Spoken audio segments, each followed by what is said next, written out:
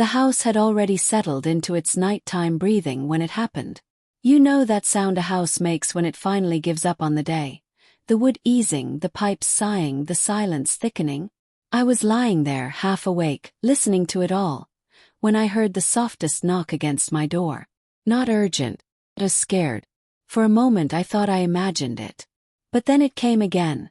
2 gentle taps, like someone trying not to wake the rest of the world. When I opened the door, Elise was standing there barefoot. Her hair was tangled, stuck to her forehead from the July humidity. And her eyes. They didn't look at me. They kept searching the hallway behind her, as if something might have followed her all the way inside. "Sam," she whispered. Her voice was thin, like it had been scraped against something rough. She stepped into my room before I could say anything. The floor creaked under her weight, a long, low sound like the house was reacting to her fear. She didn't sit. She just kept pacing, from the window to the wall. Back and forth, her breath uneven. I remember the first thing I noticed. Her dress, usually neat, usually pressed, had dirt smeared along the hem. Fresh dirt, dark and wet. And when she rubbed her hands together, something darker than soil clung under her fingernails. I didn't ask her about it. Not yet. I just waited. Sometimes waiting is the only kindness you can give someone who's falling apart. She stopped suddenly, like her thoughts had backed her into a corner. "Sam," she said again. But this time her voice cracked. I did something." She swallowed hard. Her chest rose and fell like she was trying to pull air through a closed window. "I didn't mean to." That was all she said. For words that seemed to tilt the room under my feet. The lamp beside my bed flickered. The heat from it pulled shadows across her face. Long, tired shadows. She wrapped her arms around herself. Not from cold, from remembering. "Elise," I said quietly, "look at me." But she didn't. Her eyes stayed fixed on the floor, on a single knot in the wooden plank, as if that knot was safer than the truth she was carrying. I stepped closer. She stepped back. I'd never seen her afraid of me before. "Elise, what happened?" My voice came out softer than I expected. She closed her eyes when I asked, like the question hurt. I can't," she whispered. Then she shook her head. Slow trembling. The kind of shake that means if I say it out loud, it becomes real. The air between us thickened. Something had followed her into that room. Not a person, not a sound, but a weight. A memory she couldn't put down. She pressed her fingers to her lips like she was holding the words inside. And in that silence, in that heavy July heat, I realized something. Whatever she had done, whatever she had seen, whatever she had touched, it had already begun changing her. And it wasn't finished. What truth was she still afraid to speak? The air outside felt different that night. Heavier, damp, like it knew something had shifted inside the house. Elise led me silently through the backyard, barefoot still, her feet sinking slightly into the damp grass. I followed, unsure if she wanted company or if I was simply a witness she couldn't shake. The moon hung low, casting pale light on the riverbank where we used to skip stones as children. Tonight it looked different, uneven, disturbed. She stopped at the edge of the bank and crouched down, brushing her fingers across the soil. It stuck under her nails, dark and gritty, almost sticky. Her hands trembled, though she tried to hide it. "I didn't want anyone to see," she said softly. Her voice was barely a whisper, but the words carried across the quiet river like a warning. I didn't move. I didn't ask. I waited. She looked up finally and I saw it. Her eyes wide, darting, as though someone unseen was still watching. "There was a man," she said. "He followed me. I tried to run, Sam, I swear I tried." Her voice broke. The wind carried her words into the trees, rustling the leaves like ghosts whispering between them. "I pushed him," she said, her fingers curling into fists, digging into her palms. "Too hard." The river glittered in the moonlight, indifferent, and I felt my stomach nodding. We had never been in this kind of trouble before. Never like this. She refused to sit. She paced along the bank, the soil soft under her feet, dragging a trail of footprints behind her. She kept murmuring fragments. He grabbed me. I didn't want to. I couldn't. Each repetition seemed to weigh her down more, though she kept moving. I watched her, wanting to say something, anything to anchor her, but the words felt hollow. The night swallowed them before they could leave my lips. Finally, she sank to the ground, pressed her forehead to her knees. I didn't mean to hurt him, she whispered, almost to herself. I knelt beside her. My hands hovered over hers, afraid to touch, afraid that contact might turn her secret into something heavier, something unbearable. The river whispered at our feet. A cricket chirped once, and silence followed. The world was holding its breath with us. I don't know what to do, she said finally. And in that single sentence, the weight of the night, the fear, the guilt, the secret, was almost too much to bear. I didn't answer. I just stayed beside her, listening to the river, the rustling leaves, the night that had folded itself over us like a shroud. Somewhere deep inside, I realized this was only the beginning. This riverbank, once a place of childhood games, had become the first witness to a night that would shadow us forever. Would the past buried under the soil remain quiet? Or was it already starting to speak? We didn't speak as we walked back from the riverbank. The dirt from her hands and the lingering smell of river water clung to her dress, clinging like the secret itself. The night felt heavier now, pressing down through the trees, through the grass, even into the quiet of our small town. Back at the edge of the property we found the spot. A hollow in the earth we had played around for years, a place where rabbits once hid, and where the soil was soft enough to disappear into. Elise knelt down, her fingers trembling, brushing the earth aside like she was erasing the night itself. I can't tell anyone, she whispered, almost too quietly for me to hear. Her eyes pleaded with mine, but she wouldn't look up. The words hung in the air between us, heavy and brittle. We worked together. I dug. She held what she couldn't bear to speak aloud. The soil smelled rich, damp, and unyielding under my hands. I noticed her nails, streaked with something darker than dirt, and the way her shoulders shook every time she exhaled. I pushed him, she said again, her voice breaking through the rustle of leaves. I didn't mean it. I swear. I nodded, even though I didn't know what to say. Nodding was safer than speaking. Words might make it real. By the time we finished, the earth was soft but silent. The river murmured in the distance, carrying our secret downstream where no one would find it tonight. I wiped my hands on my jeans, leaving a trail of mud along the fabric, the smell sticking to me, lingering. She stood, her feet coated in soil, the night air clinging to her damp hair. You have to promise, she said, looking at me for the first time, eyes wide and terrified. Promise me you'll never tell anyone. I did. Promise. The world felt quieter after that.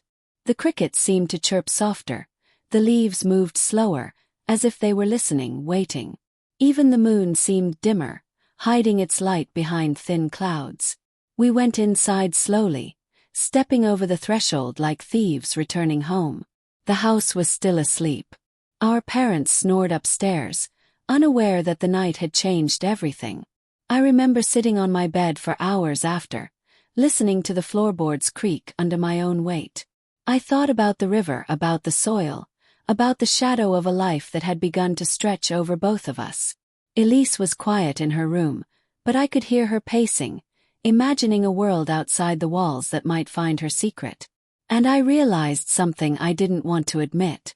Some things once done can never truly be hidden. You can bury them in soil, in silence, in shadows. But the weight lingers. We had buried the past, yes. But it wasn't buried forever. It was waiting, patient and restless, beneath the moonlight and the river's edge. How long could we keep a secret that refused to stay underground? Morning came slow and heavy. The sun rose, pale and reluctant, sliding through the curtains like it didn't want to wake the house. I sat on the edge of my bed, listening to the quiet hum of the fan and the soft creak of the floorboards above. The weight of last night clung to me like damp clothing, pressing against my chest. Elise's door remained closed. I could hear her moving inside, small steps across the carpet, the whisper of her breath in the still air. Her pacing had a rhythm I recognized. Anxious, restless, like a bird trapped inside walls too small for its wings. I tried to eat breakfast. The toast burned in the toaster. The butter refused to spread evenly.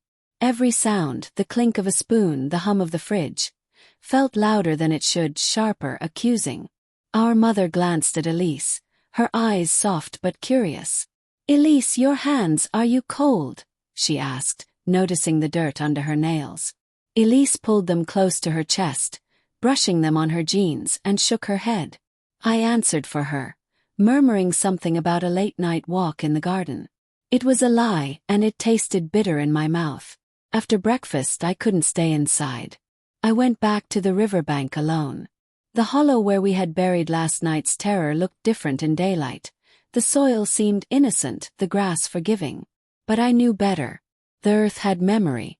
It held what we tried to hide, pressed beneath the soil like a heartbeat we could still feel. I traced my fingers along the ground, imagining the night over again. Elise had been frantic, terrified, a shadow of herself. She had carried something too large for her to hold alone. And I had let her. I had let her stand there, pacing, shaking, waiting for the world to catch up. When I returned, she was at her window, staring out as if the sun could wash away the night. She didn't speak. She didn't look at me. Her reflection in the glass was a stranger. A girl who had touched a darkness that I wasn't sure I could ever explain. I asked her if she was all right. She shook her head, quiet, almost imperceptibly. The day moved slowly, each hour stretching longer than the last. Even the wind outside seemed hesitant, brushing the leaves against each other as if it, too, feared to wake what we had buried. By the time evening fell, I understood something I had been avoiding. The night had changed us. We were no longer just siblings in a quiet town. We were conspirators in silence, bearers of something fragile and terrible. And that weight, though invisible, sat on our shoulders, pressing, waiting, patient. Elise avoided mirrors, windows, anyone who might look too closely. Her eyes seemed to carry shadows that no one else could see. And I realized that the riverbank was no longer just a place of childhood games. It had become a witness, a keeper of what we could not speak aloud. How long could we carry a secret before it began carrying us? The morning air smelled different that week. The wind carried whispers, small fragments of conversation, drifting over fences and along the sidewalks. I noticed it first at the corner grocery store. The butcher glanced at me longer than usual, then looked away. A neighbor's son was missing. Someone had seen footprints by the river. And the town, as it always did, began murmuring. Elise retreated further into herself. She barely touched her food, barely looked at the sky. Her eyes darted at every passing car, every dog barking in the street. I followed her silently, trying to match my steps to hers, as if staying close could anchor her to the world we once knew. I started noticing patterns everywhere. At church, people lingered at the steps, glancing our way, murmuring in low tones. At the market, whispers softened when I walked past, but they didn't vanish. It felt like the town was leaning closer, trying to see through something I had buried long ago. The suspicion drifted in the air, a cold fog that crept under doors, under windows, even into our rooms. One evening, at the dinner table, our father spoke louder than usual. "Disappearing sons and troublemakers," he said, voice sharp. "People don't deserve second chances." He didn't know. He didn't know the boy he criticized so harshly had touched the river that night, or the secret hidden under the soil just beyond the fence. I sat still, chewing, swallowing every word like it could stick in my throat. Elisa's fork trembled in her hand. She didn't look at me. She didn't look at him. Rumors became plans. A search party was forming. Volunteers gathering at dawn, flashlights cutting through the fog, shovels and ropes in hand. The town was waking, but it wasn't for us. It was for something unseen, something I was suddenly afraid might find its way home. I watched Elise walk past the kitchen window that night. Her shoulders hunched, her steps hesitant. The street lamps cast long shadows across her path. I wanted to call her back to tell her it was going to be okay. But I couldn't. Not when the air itself felt thick with questions, thick with people who didn't yet know they were asking them. I realized then that our secret had changed the town too. It was no longer just ours. Even silence, when watched closely, becomes a story that others can feel. The riverbank, the footprints, the night we buried the truth. It had started whispering to the edges of the town, finding ears we didn't know were listening. I could feel it like ice creeping up my spine. Suspicion doesn't knock. Slides in quietly. Wait. And the longer it waits, the harder it hits. Elise turned back once, just for a moment, eyes wide and searching. I didn't know if she saw the town or herself, or the shadow behind both. I only knew one thing. We had been seen. And the world outside our walls had begun to remember. How long before suspicion found its direction? The night was heavy with silence. Not the quiet you notice in a house when everyone's asleep, but a waiting kind of quiet. The air pressed against your skin, soft but unrelenting. I found Elise sitting on the porch steps, her knees drawn to her chest, staring at the faint glow of the street lamp across the road. Her bare feet brushed the cool wood, and I thought about how small she seemed in that light, how fragile a person could appear when the weight of a secret settles on their shoulders.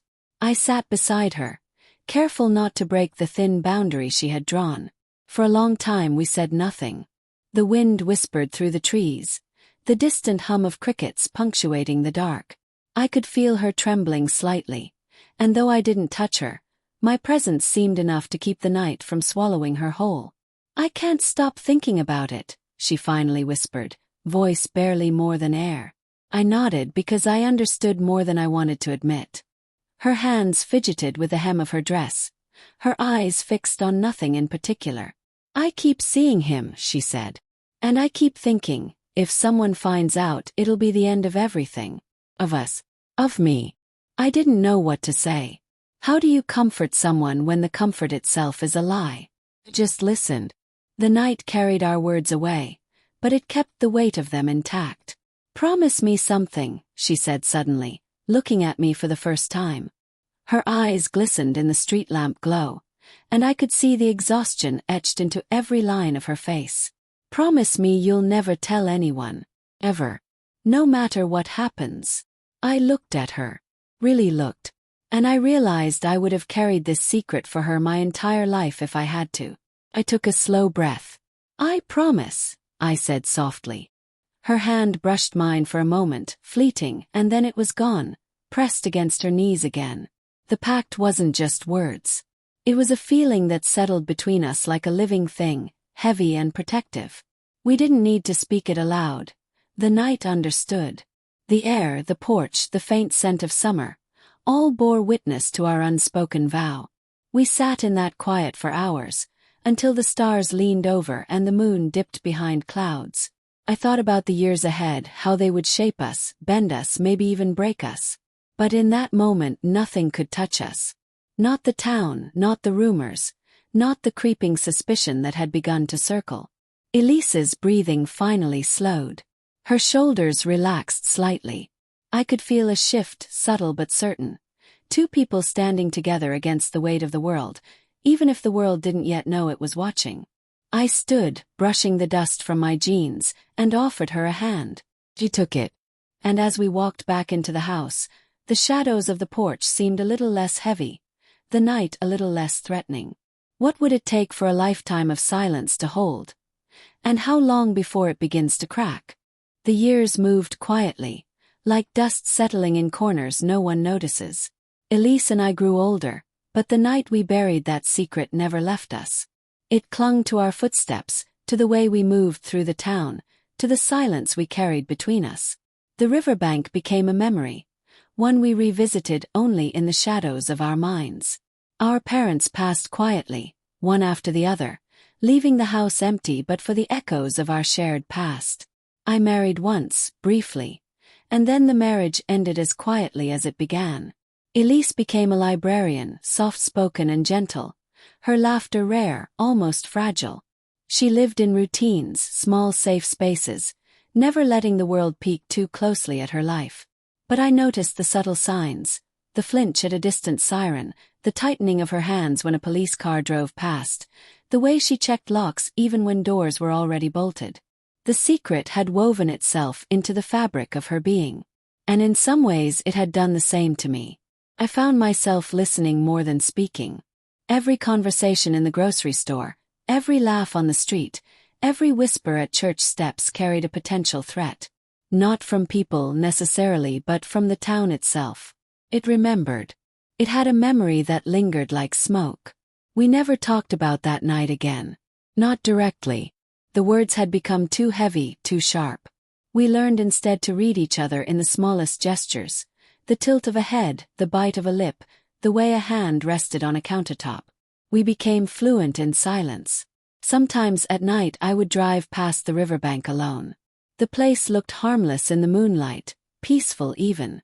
But I could feel the weight of our secret in the soil, in the air, as if it were still alive, waiting patiently for attention. I would sit in the car, lights off, and breathe the darkness in, letting it remind me that some things never truly disappear. Elise rarely joined me. She preferred the safety of her home, the certainty of routine. Understood. Some memories are like rivers, wide and deep, impossible to cross without drowning in the current. And yet life went on. The town shifted, faces changed, new families arrived, and children played along streets we had once walked with cautious feet. But the undercurrent of that night never left. It was subtle, like dust in sunlight, barely noticeable unless you stopped to look. I realized then that we were living in a fragile balance. One misstep, one slip of conversation, one wandering gaze, and the past could resurface, as unstoppable as water rushing back to a riverbed. We had grown older, wiser, careful. But carefulness could only carry you so far. Sometimes I wondered how long we could live like this. How long could silence protect us before it demanded to be spoken aloud? And in the quiet of those nights, when only the house and the wind were awake, I felt the patient pull of the river, the echo of footprints, and the memory of a night that would never release us. What happens when patience runs out, and the past finally finds its voice? I hadn't meant to go back. Not after all these years. But the riverbank called in a way I hadn't felt since we were children. A quiet insistence, like something had shifted beneath the soil and wanted to be seen. Construction had started along the path. A new municipal walkway, they said. I drove past one evening, windows down, summer wind sticky on my skin, and saw the workers digging. The shovel plunged into the earth, sending small clouds of dust into the fading light. My chest tightened. The hollow where we had buried the night's secret all those years ago. It was being disturbed. Called Elise immediately. Her voice on the other end was still, calm at first. Then silence. A long pause, the kind that drags the blood cold in your veins. She said nothing for nearly a full minute, and in that silence I knew she felt it too. The earth was remembering. That night I couldn't sleep. The floor creaked under my pacing, the house listening like it always did. Outside, cicadas hummed, and somewhere a dog barked once, sharply, like it had been startled by something unseen. I thought about the footprints we had hidden, the soil we had pressed down, the river's indifferent whisper. It had been patient, but now it stirred. Elise came by the house, quiet, barefoot as always. She didn't knock. She didn't smile. We sat on the porch in the humid darkness, our shoulders almost touching, feeling the invisible weight of the past press between us. "It's happening again," she whispered. I nodded, but words felt meaningless. The night, the river, the earth. They didn't care for explanation. They simply demanded attention. I remembered the first time we had dug together, our hands pressed into soft soil, the fear we had tried to mask with whispers and trembling movements. Nothing had changed except the years and the layers of dust. The truth had not stayed buried. We stayed on the porch until the streetlights flickered on, painting long shadows across the yard. Somewhere behind us, the construction continued, shovels scraping earth, a rhythm like a heartbeat. Steady, deliberate, patient. I realized that the world outside our house had begun noticing. The past, silent for decades, was creeping back into life, like a memory that refuses to stay hidden. Elise finally spoke, barely audible. "What do we do if they find it?" Her fingers clenched the edge of the railing, knuckles white in the dim light. I didn't answer. Could not. The answer lived in the earth, in the dark, and in the patient pull of the river itself. I walked back home later alone. The air felt thick, heavy with expectation. Even the crickets seemed hesitant. I knew one thing. The past doesn't die quietly. Wait. And it can be unearthed when least expected. Would we be ready when it finally came for us? The morning was colder than I expected, though the calendar said late summer. I was sitting at the kitchen table, coffee cooling in the mug, staring out the window at the empty street. Then I saw it, the police cruiser rolling slowly to a stop in front of the house. A uniformed officer stepped out, tall, measured, and silent in a way that made the world feel smaller, tighter, like the air itself had shrunk. My chest tightened immediately. Elise, sitting across from me, stiffened. Her fingers gripped the edge of the table, knuckles pale in the morning light. I could feel the same old fear rising in her chest, the fear that had lived with us since that night by the river. The officer approached the door. He knocked once, sharp, deliberate, and waited. It was a sound that carried weight, a sound that demanded attention. I felt my stomach tighten further, as if it could fold itself inside me. Elise finally spoke, voice low. "Do we have to?" I didn't answer. We both knew the answer before it came. "Open the door." The officer's eyes were unreadable, steady, trained. He said nothing at first, simply holding a small notepad in his hand. Then he spoke calmly. "I'm here regarding a matter from many decades ago.